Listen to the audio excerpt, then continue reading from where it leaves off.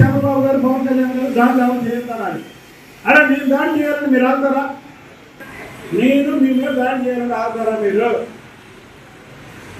కాబట్టి మీకు చెప్తున్నాయిక మీకు ఇచ్చే పేరు అయిపోయింది.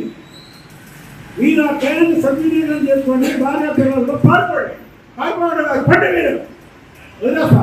అంతేగాని మీరు పిచ్చి పిచ్చి వేషాలు వేసి చంద్రబాబు గారి గురించి ఒక్కసారి కానీ నువ్వు మాట్లాడితే ఎవరు మాట్లాడినా విజయవాడలో ఇది రాజధాని, విజయవాడ రాకుండా ఎవడు ఉండడు. ఎవరు విజయవాడ మీద వదిలిపెట్టేది చంద్రబాబు గారి మీద పిచ్చి ఒకడు వాళ్ళకి. నేను ఓపెన్గా చెప్తున్నా,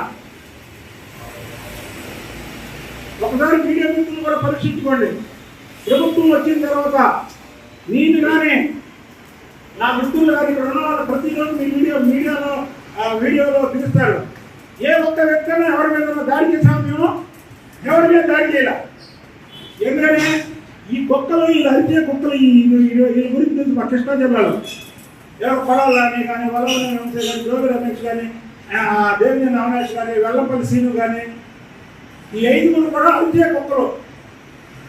హత్యకు సీన్ లేదు వీళ్ళకి. కాబట్టి మేము వదిలేసాం, ఇదే వచ్చారు రాని.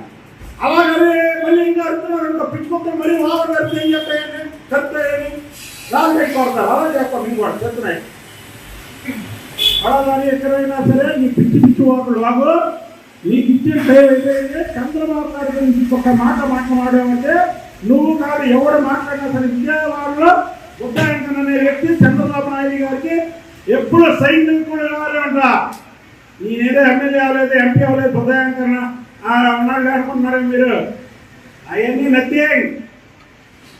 నాకు చంద్రబాబు నాయుడు గారు ముఖ్యం, చంద్రబాబు నాయుడు గారు ఫ్యామిలీ ముఖ్యం.